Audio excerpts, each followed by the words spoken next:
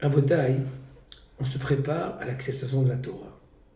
Mais pour cela, il y a des conditions, plusieurs conditions.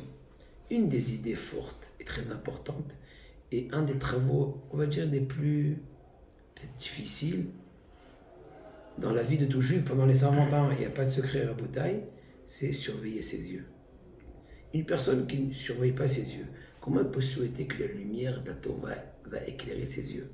Je ne suis pas en train de désespérer personne, parce qu'on est tous en train de travailler dans ce sens-là, mais réfléchir à cette idée-là. Une personne qui se balade dans la rue et voit des choses interdites, au lieu de continuer à développer la chose, ou continuer à être de façon négative, curieux, parce qu'on sait très bien que chaque chose qui est à l'inverse de la Kedusha, elle a autour d'elle beaucoup de forces du mal qui sont soi-disant en train d'attirer la personne à voir des choses interdites.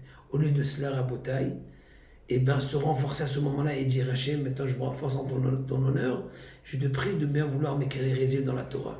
Rabotai, et ça, on peut de façon journalière, à chaque moment qu'on sort dans la rue, avoir ce mérite-là, cette possibilité de ne pas, même quand on ferme les yeux à l'avance, encore mieux, même si on dit qu'il a commencé à avoir quelque chose par bonne volonté ou des fois par manque de prudence, se renforcer.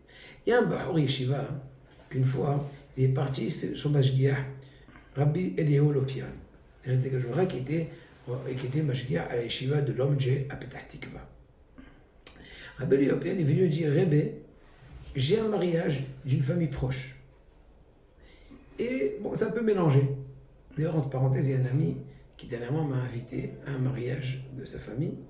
Et je lui ai dit, écoute, cher ami, je suis prêt à venir t'honorer, parce que je t'aime bien et j'ai de la karatatome vers de toi, mais si c'est mélangé, je viens pas. Il m'a dit, non, mais au moins là, au pas deux, je lui ai dit, écoute, il m'a dit, tu sais quoi, je te comprends. À la rigueur même, j'admire cette réflexion, ou plutôt ce comportement. Rabotai, c'est vrai qu'il faut être reconnaissant, mais à quel prix? C'est au prix qui est contre la Torah, il n'y a aucune reconnaissance. C'est mitzvah ba'avera. Mais en tout cas, pour retourner à notre histoire. Ce Baour en train d'expliquer, c'est ma proche famille, il risquerait de se vexer, c'est la cousine de maman, et j'en sais rien, et non mais je vais te calahoupa, et je vais enlever les lunettes, et je vais mettre de côté, et c'est que 2 secondes, et pas papi, autrement je vais payer cher. Des histoires et des histoires.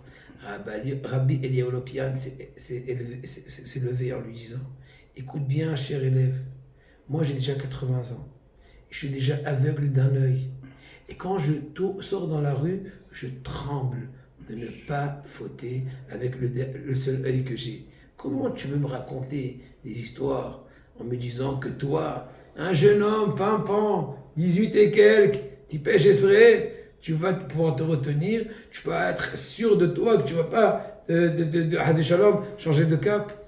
Le principe est le suivant à Botaï. Abba les taher, celui qui vient se purifier, on va l'aider d'Hachem. Parce que Kadosh Baruch Hu, et ça le mot de clé, le secret, Lo babitronia biota. Akadosh Baruch Hu ne vient pas avec des accusations sur ses enfants. En d'autres mots, il ne te donne jamais une épreuve si auparavant il ne t'a pas muni de tous les outils de pouvoir la surmonter. Betzlaha.